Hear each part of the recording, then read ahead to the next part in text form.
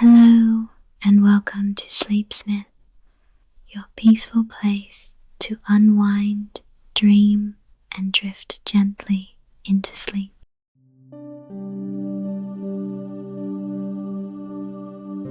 Before we start our story tonight, let me help you settle in with a simple, calming breath like a gentle lullaby for your body and mind. So, find a cozy spot, maybe snuggle under your blanket, and softly close your eyes. Now, breathing quietly through your nose for 4 seconds. 1, 2, 3, 4. Hold that breath softly for 7 seconds. 1, 2, 3, 4, 5, 6, 7. And now, slowly exhale through your mouth for 8 seconds, letting all the tension melt away. 1, 2, 3, 4, 5, 6, 7, 8. Let's do that again. Nice and easy. Breathe in. 1, 2, 3, 4. Hold. 1, 2, 3, 4, 5, 6, 7. Breathe out. 1, 2, 3, 4, 5, 6, 7, 8. One last time, just like a soft whisper, breathe in. 1, 2, 3, 4. Hold. 1, 2, 3, 4, 5, 6, 7. Breathe out. 1, 2, 3, 4, 5, 6, 7, 8. Feel your body getting lighter, your mind quiet, as if you're being tucked gently into a calm, warm bed. Thank you for sharing this moment with Sleepsmyth. Now, relax completely and let the story carry you into a peaceful, restful sleep. Let's begin.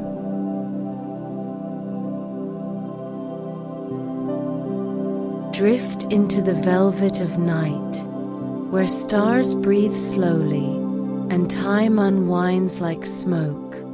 Tonight, you are not earthbound. You are invited to float among the constellations, to listen as the sky exhales its oldest stories, not loud, not golden with triumph, but soft, silver, eternal. These are lunar legends, etched into the hush of the cosmos, tales of love that defied gravity, of sorrow that glowed across centuries, of silence that shimmered. There is Selene, the moon herself, and Endymion, the mortal she kissed into starlit sleep. Night after night, she draped the sky around him and watched over his dreams. There is Chang'e, lifted into the heavens by an elixir meant for two, now the goddess who walks the moon alone, while far below Hou Yi waits, remembering. And there is Rona, a girl of earth and water, whose anger touched the sky, and whose name now lives in light, a figure gently carved into the moon's face. 3 stories, 3 ascents, 3 hearts caught between earth and ether. So close your eyes now, let the stars drift softly through your thoughts. Let the hush of ancient skies gather around your breath. Let the moon cradle you in its quiet remembering. You are not alone here. You are part of the sky now, and the sky still dreams of you.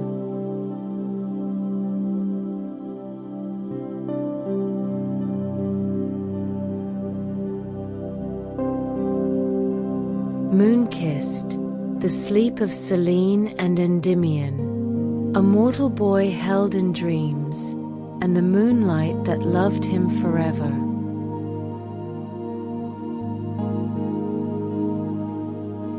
The silence above. There was a time, long before memory, long before stars had names, when the sky was not a map of stories, but a vast silver hush. It was quiet then, not from absence, but from peace, a peace so deep it shimmered, stretched from horizon to horizon, like breath held by the cosmos itself. And moving through that silence was Selene. She was not like the gods of war and thunder. She did not roar, or strike, or burn. She was not prayed to in fear, nor summoned with wine or flame. Selene was the moon, and the moon did not shout. She drifted slowly, steadily, nightly. Her chariot was carved of soft pearl, so pale it seemed made of memory. Her horses were white as mist and moved like fog given shape. Their hooves made no sound on the air, their manes trailing stardust and silence. No thunder followed her, only the gentle brightening of leaves, the silvering of water, the cooling of skin left uncovered in the dark. She rode her nightly path without pause, without question, without want. Below her, mortals slept. Below her, fires dwindled. Below her, dreams unfolded and vanished like tide patterns in sand. Sometimes she passed over temples, shrines made for her, lit by trembling flames. Statues carved with care, their eyes turned upward, arms stretched as if to touch her path. But she never slowed. Worship did not move her. She was not built for longing, or love, or change. She was moonlight itself, soft, cyclical, distant, always returning, never reaching. Night after night, she drifted in her silence, not alone, for the sky was full, but untouched. No voice had ever called her name from the ground and been heard. No soul had ever made her turn her gaze twice, until the night she crossed above Korea, and saw a shape in the meadow far below. It was not a temple, not a statue, not a plea. It was simply a boy lying in the grass, asleep and bathed in her light. And Selene stopped. For the first time since the world began to dream, she stopped.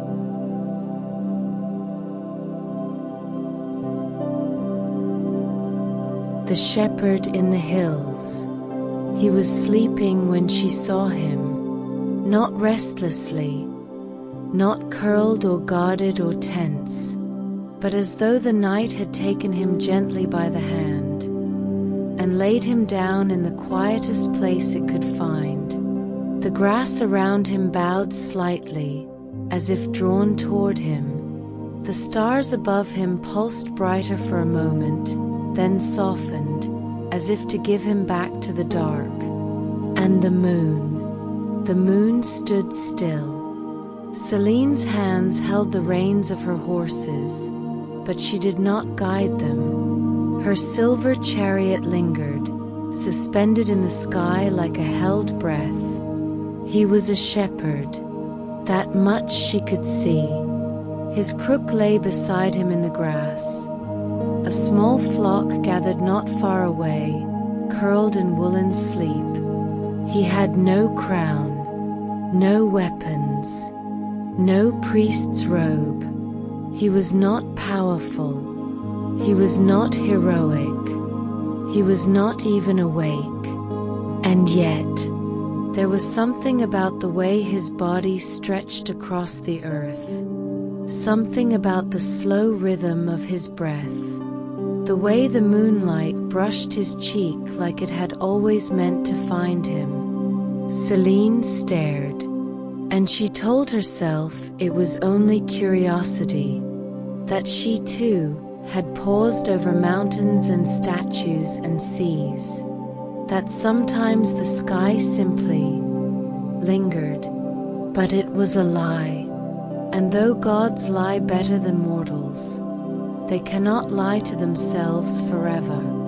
The next night she returned, not along her usual arc, not with her usual rhythm. She bent the curve of her path to pass over that same hill, that same meadow, and there he was again, sleeping, still, perfectly untouched by the waking world. She hovered, longer this time. His features were finer than she remembered, his hands tucked near his chest, the breeze playing softly through his hair. It did not seem possible for someone to be so still, and yet so alive. Selene did not speak. She had never spoken to a mortal before, but the night air felt charged with something new, something quiet and unbearable. The next night, she came again, and again, and again, and every time, he was there, sleeping in the same quiet stretch of meadow, bathed in the same moonlight she cast only for him. And though he did not wake, he began to know her, in some silent part of himself. The dreams he had were softer now, filled with light he could not name. And Selene, for all her power, for all her radiance, found herself trembling. For the first time since the stars were young, she was not content to simply pass. She wanted to stay, to be near him, even if he never opened his eyes, even if he never knew her name. She had found beauty, not in glory, not in worship, but in stillness. And now she would not give it up, not ever.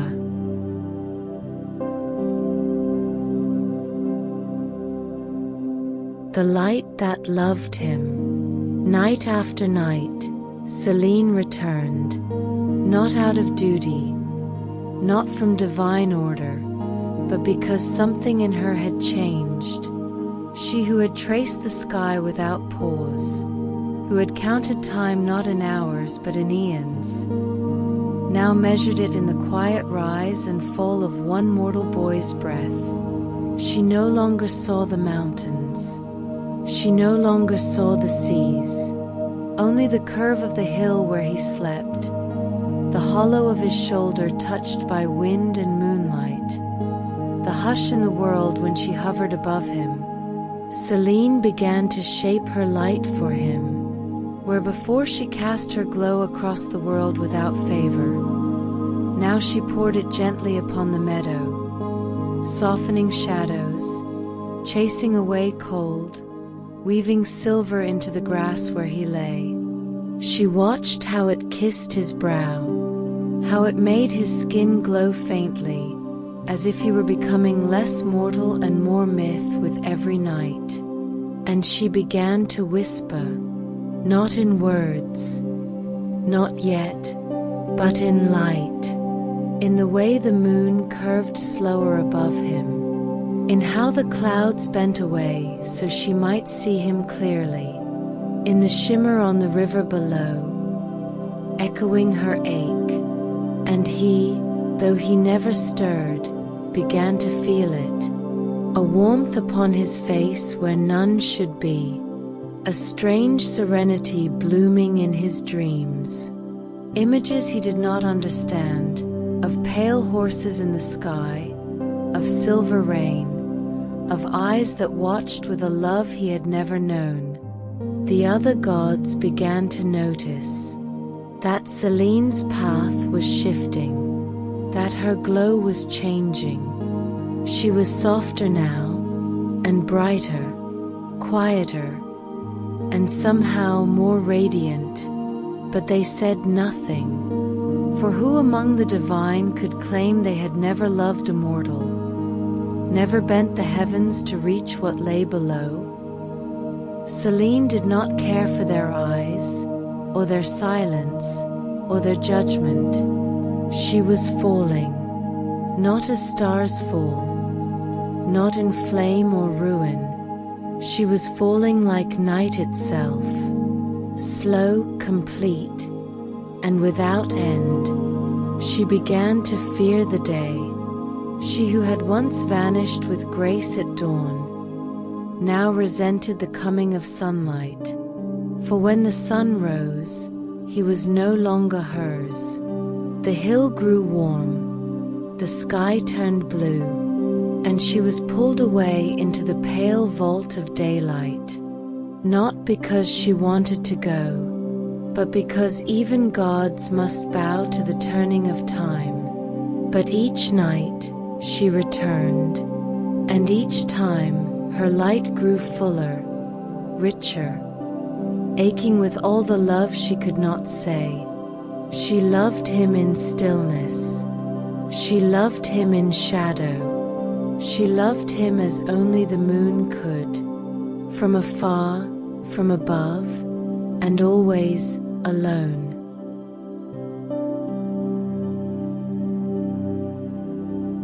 Asleep without waking. It was not enough.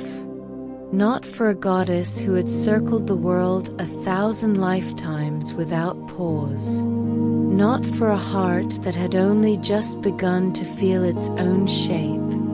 To love, and yet not be seen. To pour her light over him like water, and yet never touch his soul. It was no longer enough to simply watch him sleep.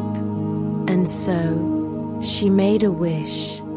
Not to the stars, not to the night winds, but to Zeus, the king of gods, the keeper of storms and fate. She stood before him not as a goddess, but as something more fragile. She did not weep, but her voice was soft, and in her eyes burned a love so quiet, it unsettled even him. I do not ask for his love, she said. I do not ask for his life. I ask only for this moment, to last forever. And Zeus, who had known many loves and many losses, looked upon her and did not speak for a long while. He saw the shepherd boy in his dreams, saw how the moon traced his face each night, saw how the world bent slightly around their silence, and at last he granted her wish. He placed Endymion into an eternal sleep, not death, but a dream without waking. His breath would never cease. His body would never age. He would remain as he was, beautiful, still, and untouched by time. And so, Selene returned to him. The first night after the blessing, she found him as she had always found him. But now, the peace was deeper. His chest rose and fell with the rhythm of a tide that would never recede. His hands no longer stirred. His lips no longer trembled in dream. He had become the dream itself. And Selene, she knelt beside him, not in her chariot, not in her sky, but in that quiet meadow. She stepped down from her light and into the world, and there, she pressed her lips to his forehead, a kiss that would never wake him, but one that would keep her coming back, night after night, forever.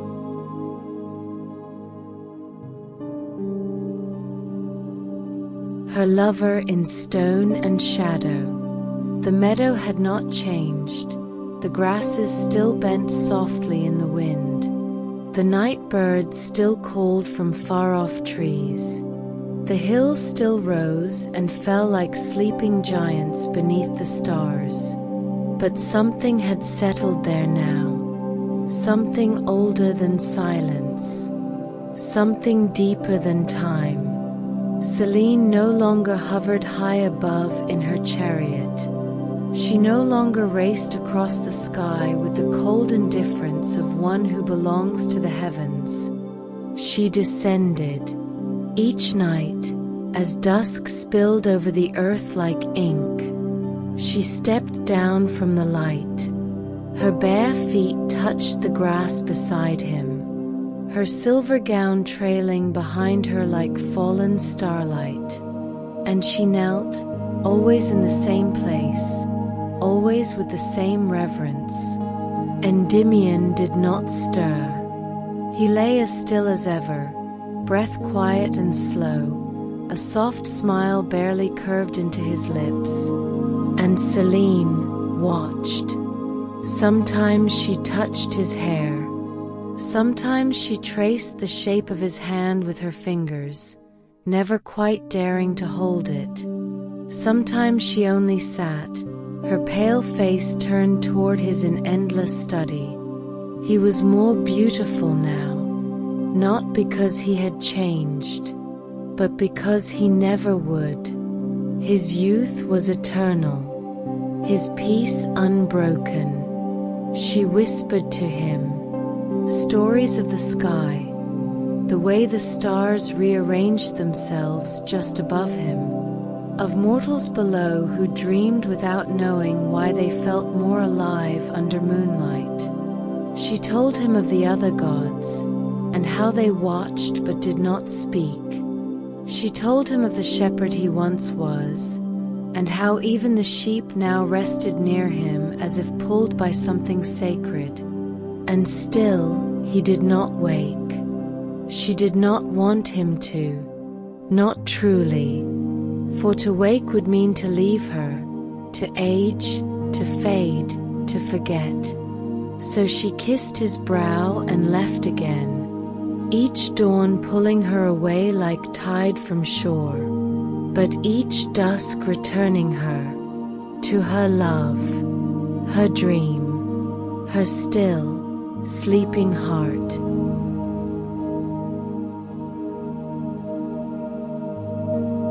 Whispers across centuries. Time passed, but not for them. The world turned. Empires rose and fell. Rivers changed course. Languages disappeared. The names of gods were forgotten. But Selene still came, and Endymion still slept. Villagers nearby began to speak of a glow on the hill that never faded, of flowers that bloomed only by moonlight in that one sacred place, of sheep that gathered there without herding, of birds that did not sing in the shadow of that sleeping boy. Children were told stories. Lovers made vows under that same sky. And poets, oh the poets, they dreamed of a love so constant, so quiet, they swore it must be real. And it was. Selene watched the centuries flow like water, but in the still pool of her love, nothing stirred. She no longer cared for temples. She no longer minded the silence of gods. Her worship was a nightly devotion, unseen by most, unmarked by history, but no less eternal, and in some deep, unknowable part of himself, Endymion knew. He did not dream of her face, but he felt her presence, like warmth through closed eyelids, like the hush before sleep.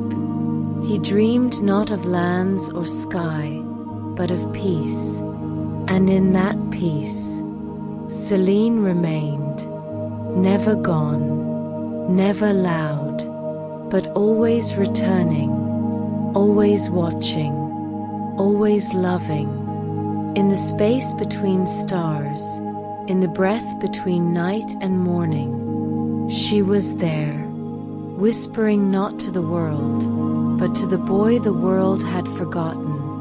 And still, she came.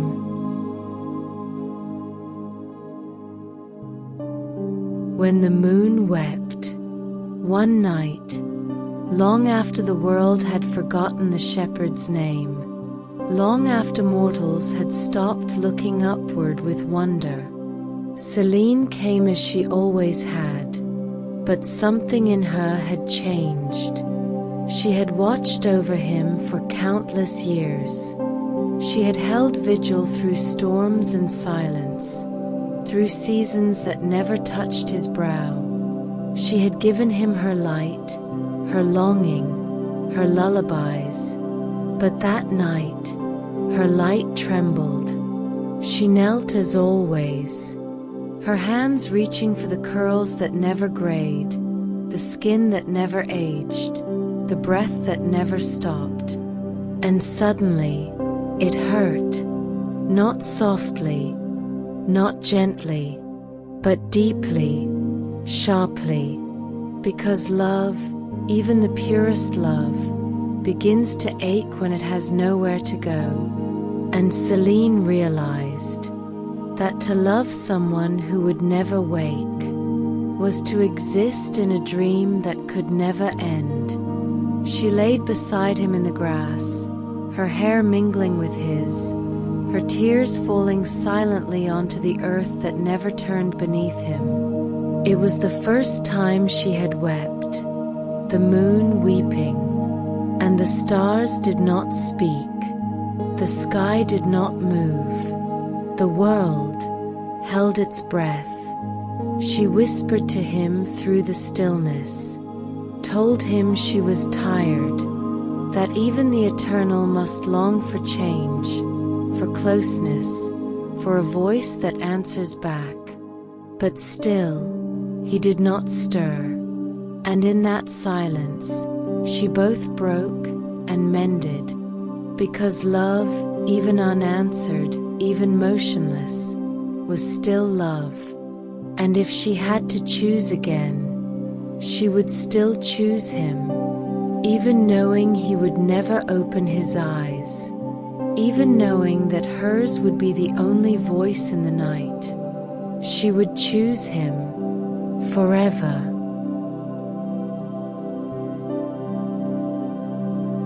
The sky keeps him now. The gods do not speak of them, not openly, not often, but even they remember. They remember the goddess who paused in her path, the boy who never rose, the meadow where time itself learned to sleep. Some say she still visits him each night, that if you stand on the high hills when the moon is full, you can hear her footsteps in the grass.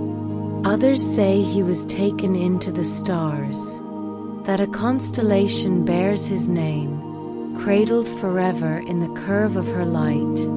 And still others believe that every time you feel moonlight on your skin, you are standing in the place where she once knelt, where she once whispered, where love held so still, it became a legend.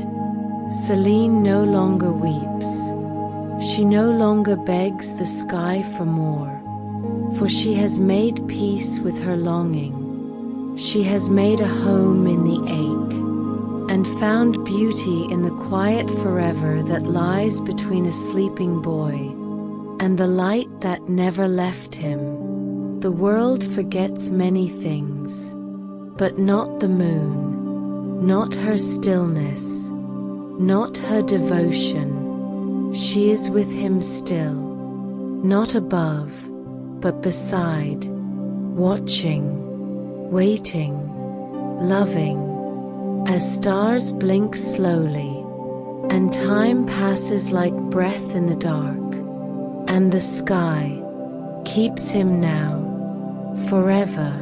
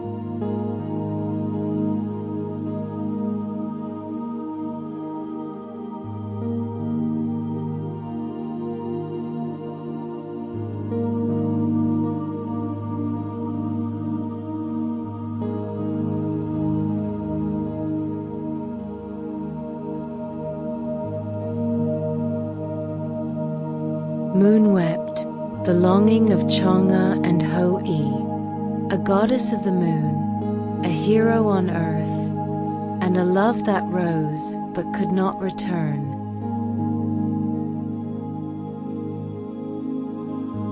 The suns that burned the sky, long ago when the world was still young, and the sky had not yet settled into silence. There were not one, but 10 suns that rose each morning, not gently, not in turn, but all together, 10 blinding, burning orbs, climbing the sky in unison, scorching the mountains, the rivers, the fields. The earth could not bear it, the forests withered, the oceans shrank, the air shimmered with heat so fierce, birds dropped mid-flight, and children cried without knowing why. The people begged the heavens for mercy. They built shrines, lit incense, offered grain, water, song. But still the 10 suns rose, and still they burned. And far above, the gods watched. Some turned their faces away. Some whispered that the mortals must endure, but one among them could not remain still. Hou Yi, a mortal man born of the earth, yet mighty as the skies themselves, a warrior, an archer, his aim truer than truth. He had once served in the heavenly courts, but when the world began to burn, he stepped down from the stars and walked among the suffering. He saw the smoke rise from villages turned to ash. He saw mothers cooling their children's skin with cracked hands and tears. And he knew this could not go on. He climbed the tallest mountain, where the air trembled and the heat bent the horizon. He looked up, saw the 10 suns blazing above like a crown of fire, and raised his bow. It was no ordinary weapon. The gods had given it to him long ago. Forged from stardust, strung with silver wind, it could strike not only beast and bird, but light itself. Hou Yi took his stance, feet rooted in stone, and with each arrow he brought down a sun. One by one, the blinding flames fell from the sky, crying sparks, raining golden fire. 9 times, the sky cracked with thunder, and 9 times, the earth exhaled, until only one sun remained, the final sun, trembling, terrified. It fled behind a cloud, hiding in fear of the archer's hand. But Hou Yi spared it, for the world needed warmth, and light, and hope. The people rejoiced. They sang his name, built statues of stone and gold. He had saved them, and yet something in him grew quiet, for in striking down the suns, he had changed the sky forever. Where once the heavens had danced in fire, now they ached with absence, and in the space left behind, a new loneliness began to bloom, one that would not be soothed by praise, or song, or even sunlight, not until he met her, but that is another night.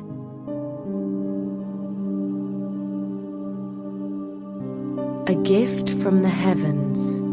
The skies were quiet now, the earth cooler, gentler. Villages began to rebuild, green returned to the valleys, and people spoke Hou Yi's name not with fear, but with reverence. They called him hero, savior, sun slayer, but Hou Yi spoke little. He wandered the forests alone, slept beneath quiet stars, listened to the wind in the trees, and wondered if the heavens missed what he had taken away. One evening, as twilight spilled its colors over the edge of the sky, he came upon a grove. It was unlike any other.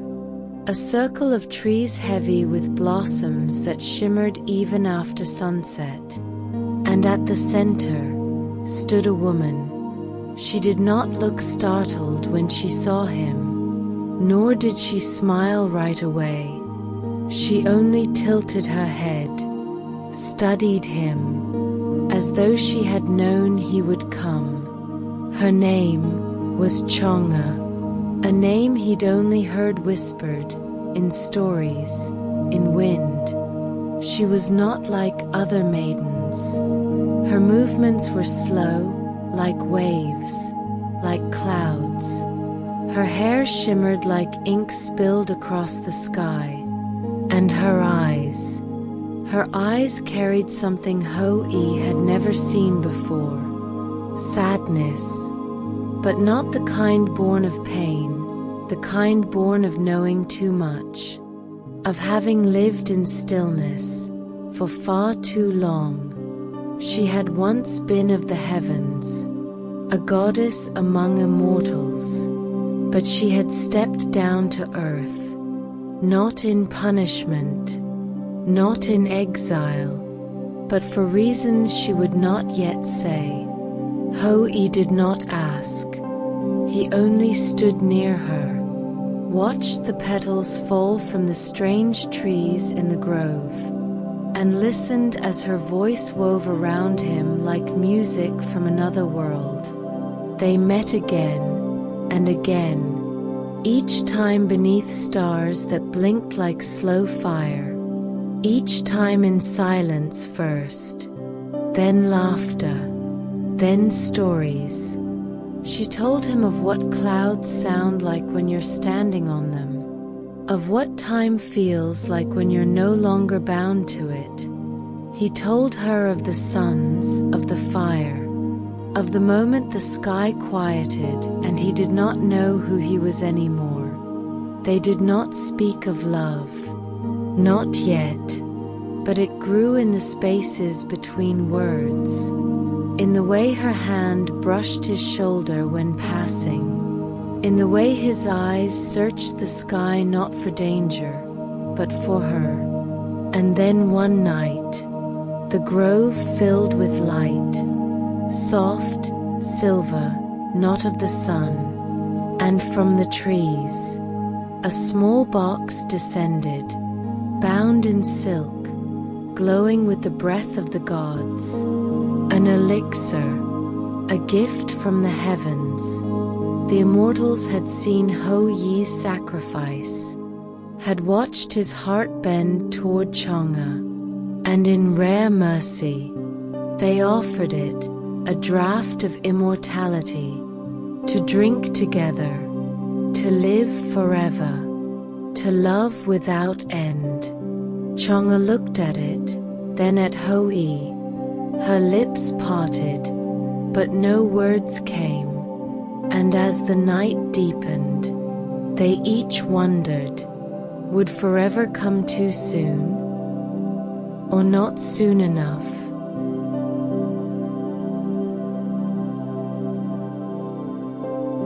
The choice beneath the stars, the elixir sat between them, small, glowing, quiet. It did not pulse like a heart, it did not speak, but it held the weight of forever. Hou Yi looked at it with wonder. Chang'e looked at it with something else. Not fear, not longing, but something older, something harder to name. They did not rush to drink it. Instead, they waited. The nights passed slowly. Their hands grew more familiar, their voices softer, and the love between them grew steady, like moonrise. But still, the elixir remained untouched. Hou Yi dreamed of sharing it, of walking into eternity with her beside him, of building a world beyond time, far from gods and suns and old pain. But Chang'e dreamed other dreams. She walked at dusk with her fingers brushing the leaves. She listened to the silence after birds fell asleep, and her eyes always returned to the sky. One night, as the wind shifted and the first frost of autumn kissed the air, Hou Yi spoke. If we wait too long, the gods may take it back. She did not answer, but her hand slipped into his, and that silence said more than words ever could, because in her heart she knew something he did not, that love, true love, is not always meant to stay. Sometimes it is meant only to shine, and then drift away.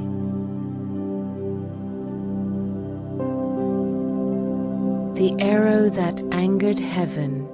The days grew colder, and with them, the world began to change. Hou Yi's fame had spread. He had become more than hero. He had become legend, and legends are watched. The gods had begun to murmur. It was not only that he had struck down their sons, it was that he had risen too high in mortal eyes, too close to their realm, too near the stars. One god in particular, jealous and proud, whispered into the wind, "Who is this man to carry divine weapons, to walk with goddesses, to be offered eternity?" They sent tests. Storms without clouds, famine without cause, questions in the hearts of kings and commoners alike. But Hou Yi stood firm. He gave away food to strangers, shelter to the cold. He spoke softly, never in anger. Yet the gods were not satisfied. And so, they sent a beast, a creature of flame and wing, born in the forgotten places between the stars, descending with fire and fury. It roared through the forests, sank its claws into mountains, and its cry was like the cracking of heaven. Hou Yi took up his bow once more. He did not hesitate, he did not fear. He met the beast with steady aim, and as the stars blinked in the sky, he loosed a single arrow. It flew farther than any before, struck the heart of the beast, and the heavens shook, not in triumph, but in rage. He had dared once again to touch the realm of gods, and though he had saved the world a second time, The gods now saw not a hero, but a threat, and their punishment was coming. But neither he nor Chang'e could yet see it falling. Only the stars knew what was drifting toward them, and what it would take to keep them apart.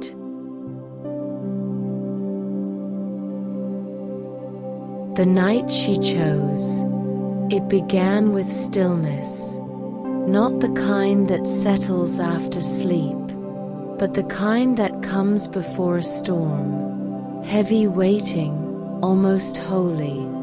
Hou Yi had left for the day, called to calm the fears of a nearby village. The beast he had slain still haunted their stories. Chang'e remained behind, alone in the grove, with the elixir and the wind that carried whispers from the sky. That day, the gods had spoken, not with voices, but with presence. The air thickened, the trees bowed, and the petals that usually drifted gently through the grove stopped mid-fall. She felt it in her bones, a warning, a summons, a choice. The immortals would not wait forever, and the heavens would not allow both her and Hou Yi to rise. The gift was meant for one, only one. She looked at the vial, small, glowing faintly now, as if it too sensed the end drawing near. She thought of Hou Yi, of his laughter, his steady hands, the way he looked at her like she was not goddess, not legend, but something real, something beloved. She thought of the nights they spent in silence, under one moon, two hearts, and no promises. And then she lifted the vial. It was not fear that moved her, it was love. For if the gods came for him, if they struck him down in their wrath, he would not return. But she could vanish, she could rise, and from above she could watch, wait, weep, but he would live. So she drank it, in one breath, no trembling, no farewell, only a soft whisper on her lips. I will find you, even in the stars. And before the sun could set, before he could return, she began to lift, weightless, windless, glowing with the light of what she had sacrificed.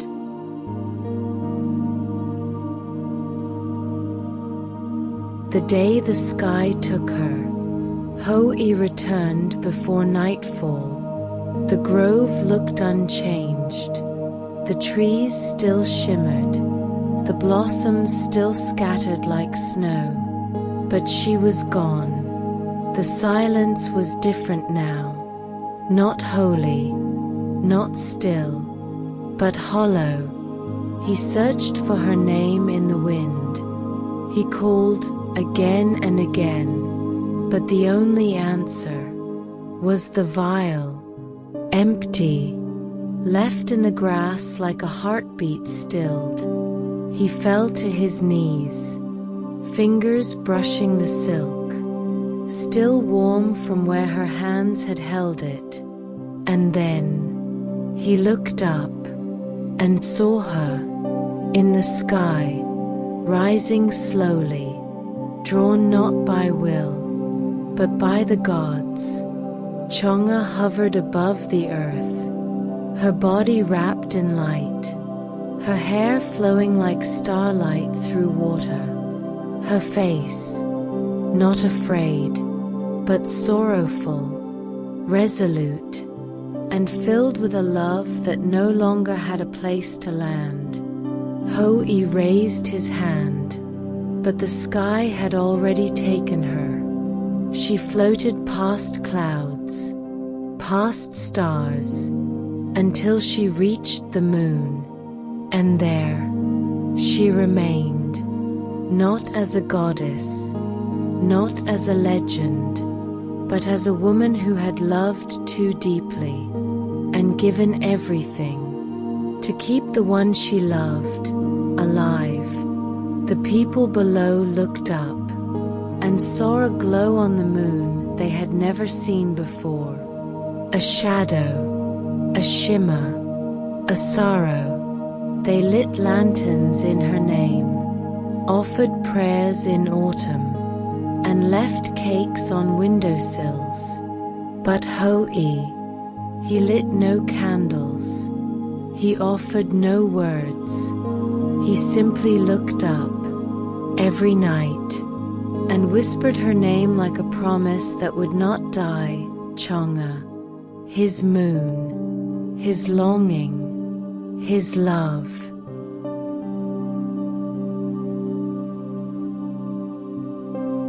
The woman in the moon. Time passed, as it always does, but not evenly.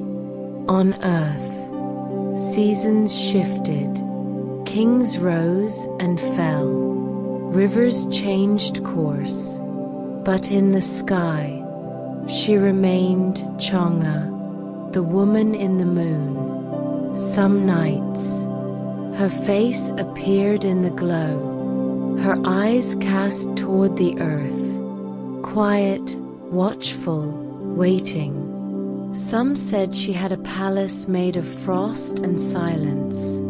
Others whispered of a jade rabbit who kept her company, pounding herbs, mixing immortality, trying perhaps to reverse time itself. But no matter the stories, no matter the shapes seen in her light, one truth remained. She had not forgotten him.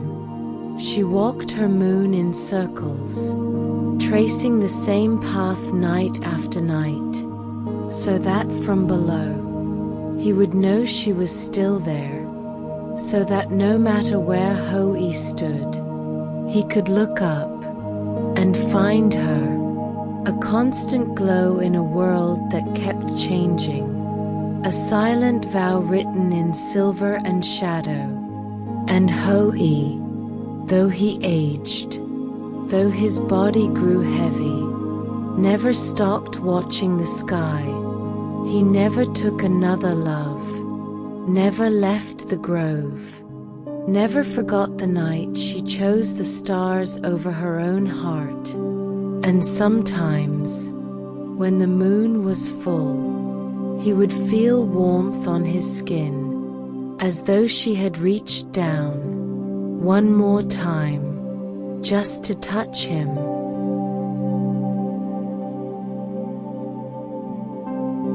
What still shines?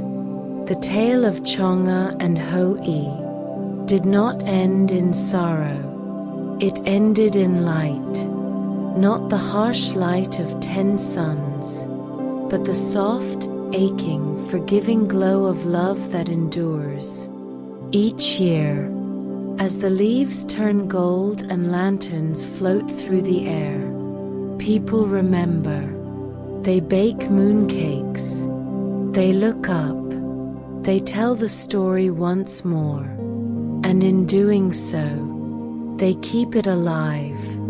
They say that on the night of the Mid-Autumn Festival, when the moon is at her brightest, you can see Chang'e most clearly, standing on her lunar balcony, looking down, waiting, not for rescue, not for return, but simply to be seen, because love does not always come back, and longing is not always met, but in the quiet, in the looking, something beautiful happens.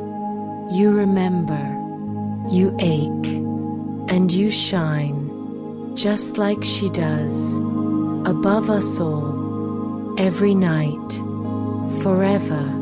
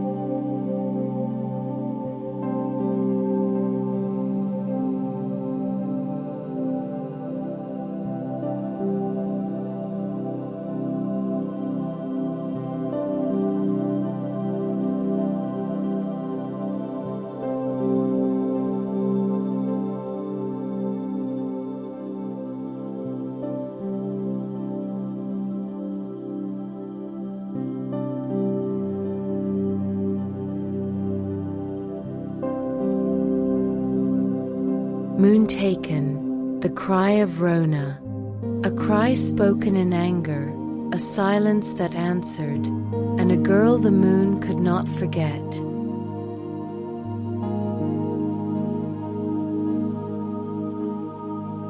The girl and the gourd, before her name belonged to the sky, before her shape was etched in silver and silence.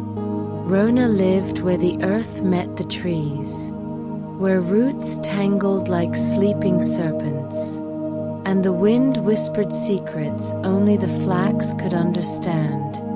She was not a goddess, not a ghost. She was just a girl, barefoot and brown-eyed, strong of step, sharp of tongue, with a calabash gourd worn smooth by time, carried at her side like a second limb. She fetched the water each evening, when the sun bowed its head and the stars waited, unseen, behind the blue, when birds gave their last call, and insects took up the hymn of dusk, when the earth cooled, and the light went soft and slow. She walked alone, not out of loneliness, but of rhythm, a rhythm passed down through hands and mothers and grandmothers before her. Water at night, stories in the dark, peace in the quiet. That day had been ordinary, the kind of day that fades at the edges, washing clothes, chasing geese, laughing at nothing, then forgetting why. But the air felt heavy as the sun fell, the clouds slower to move, the birds quicker to quiet. Rona felt it in her shoulders, the way one senses a storm long before the sky admits it. Still, she took her gourd. Still, she walked the path, the one she knew with her feet, even if her eyes were closed, winding past the crooked tree, under the leaning rock, down to the place where water shimmered like breath in the dark. She didn't see the moon rise, not yet. It was just beginning to lift its pale face beyond the hills, watching, waiting, and the wind brushed her shoulder, not cold, not warm, just enough to remind her that something, somewhere, had begun to listen.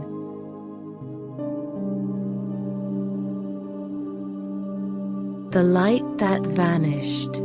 The spring was still when she reached it, not rippling, not flowing, just still, a mirror of the sky, waiting to be disturbed. Rona knelt beside the water, her gourd in hand, her breath quiet, the world hushed around her. She dipped the calabash gently, watching bubbles rise like stars breaking the surface. She did not speak. She did not need to. This was her rhythm, her right. And then, above her, The moon rose, full round, soft with silver. It cast its glow across the clearing, turning leaves to pearls, turning water to glass, bathing her in its patient light. She looked up, just once, and met its gaze.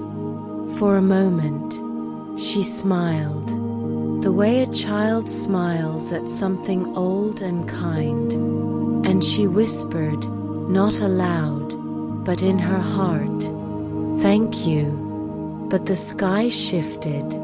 Clouds, thick and sudden, rolled in like smoke from unseen fire, blanketing the moon in a breath, snuffing out the light like a flame in a jar.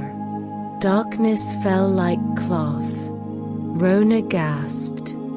Her hand slipped, her foot struck stone, and the gourd, her gourd, tumbled from her grip.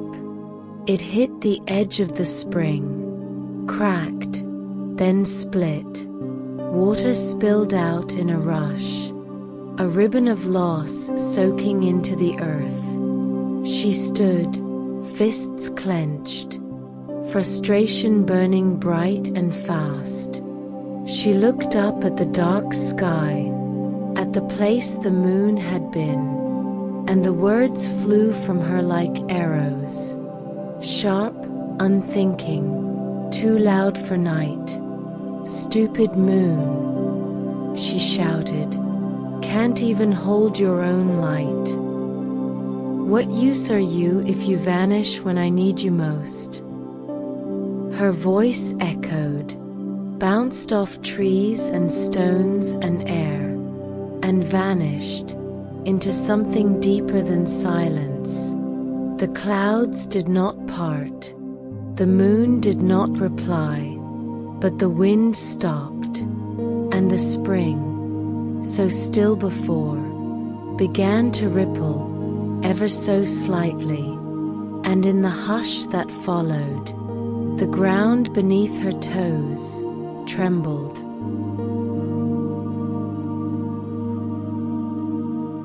The root that would not hold. She turned, quickly, instinctively, her heart stammering in her chest like the beat of wings. The trees looked different now, taller, narrower, as if they had been watching her too long. She backed away from the broken gourd, from the spring that no longer shimmered, and reached for the trunk of the nearest tree, its bark rough beneath her fingers, anchoring, real. She gripped it, pulled herself close, and pressed her cheek to its side. But even the tree, the one she had passed 100 nights, felt unfamiliar now, its roots shifting beneath the soil, its limbs quivering without wind. The moon remained hidden, a white weight behind the clouds, but she could feel it, like a tide beneath her feet. The pull wasn't downward, it was upward, subtle at first, like breath held too long, then stronger and stronger still. She dug her heels into the earth, clutched the trunk with both arms, but the tree groaned, low and deep, like an old voice about to break. The roots snapped one by one, each with a sound like a string pulled too tight, until the ground no longer held either of them, and the tree, her tree, tilted, its roots curling up from the dirt, its strength torn free by something not of this world. She cried out, but her voice felt thin, small against the silence that followed, and the wind began to rise.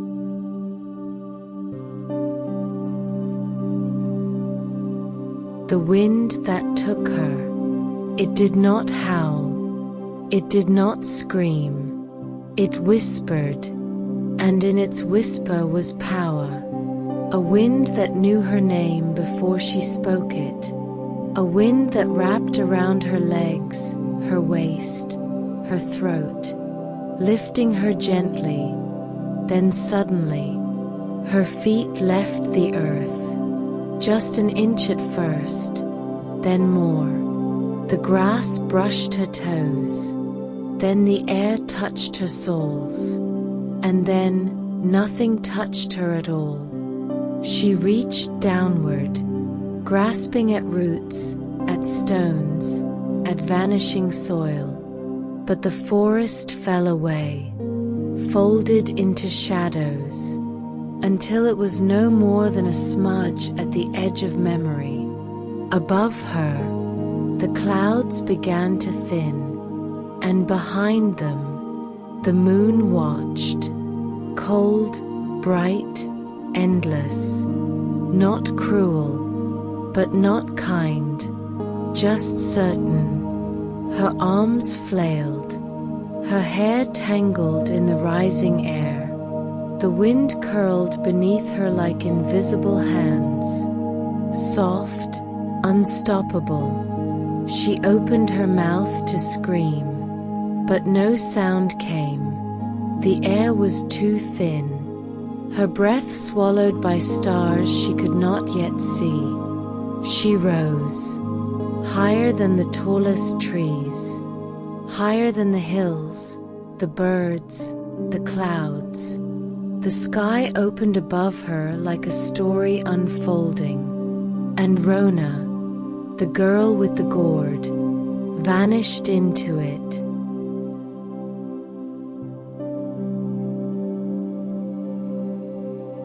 The woman in the light, she rose and rose until there was no more wind, only stillness, only silence, only light, not the golden light of sun, not the red warmth of fire, but a pale, endless glow, soft as breath, cold as bone, the light of the moon, waiting, watching. She no longer moved with her limbs. She floated, as if thought alone carried her upward. Her hair drifted around her like a dark halo. Her dress rippled though no air stirred it. And ahead, the moon opened like a doorway. No gate, no walls, just white. She felt herself pass through it, as if falling, as if rising, as if both were the same thing now. Then she landed, or perhaps she stopped moving. It was hard to tell. She stood in a space that wasn't land, but wasn't sky either. It shimmered beneath her feet, a surface without weight, a horizon without end.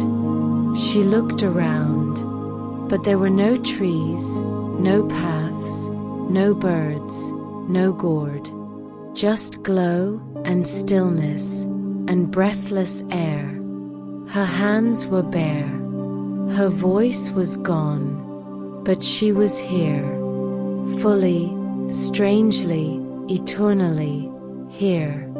And the light, the soft, silver light of the moon, curled around her like memory, wrapping her in the hush of myth.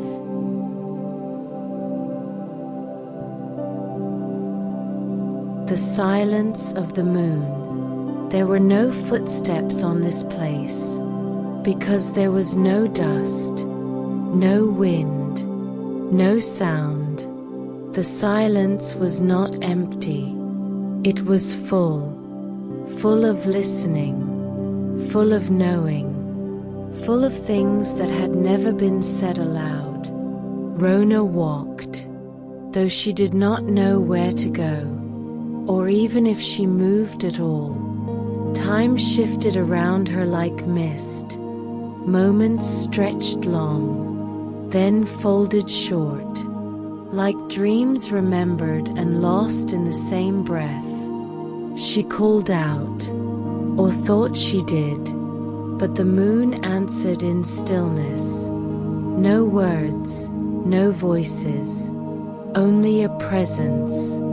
It cradled her shadow, reflected her face in its silver stone, held her as if she were both guest and prisoner.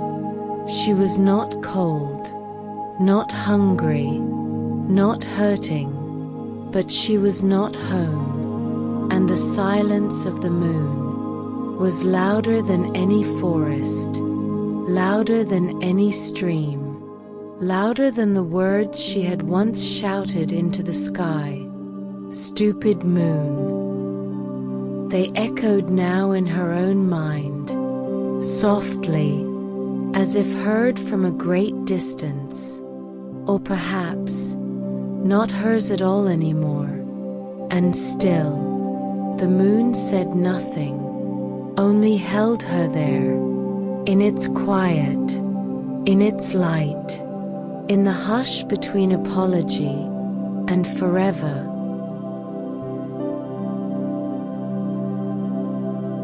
The shape in the moonlight. Some say she became a shadow, some say she became the light, but all who look up can see her, not fully, not clearly, but there, curled into the lower edge of the moon, arms outstretched, one hand holding a broken branch, the other reaching, still, toward the water she never brought home. She did not weep. There were no tears in that place, only stillness, only light. Her body, once soft with warmth and walking, now etched in cool reflection, not stone, not spirit, but something in between. She never spoke again, not because she had no words, but because the silence of the moon had taken her voice gently, folded it away, as if to keep it safe. She did not age, did not fade, but she changed. Each time the moon passed over the earth, her outline shimmered, a woman held in light, a shape carved by anger, then softened by time.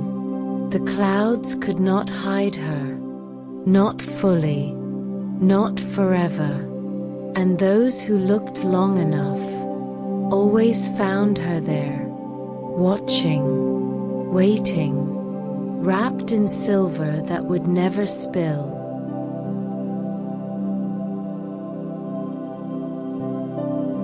The story that remained. They told her story in whispers, at firesides, in canoes rocking gently in starlit bays, in lullabies hummed to restless children. They did not speak her name in anger, not anymore, but with wonder and a hush. Some said she was taken, some said she was chosen, some said she belonged to the moon all along, but all agreed that when the moon is full and the water glows like glass, you must watch your words, for the sky remembers, the light listens, and the moon will not forget. So children were told. When you fetch water at night, carry it carefully, step softly, and speak gently to the sky, for Rona is still there, a shape in the moonlight, a story without an ending. And sometimes, if the clouds drift just right, and the world falls quiet, you might see her shift ever so slightly, still reaching, still rising, still wrapped in the hush of forever.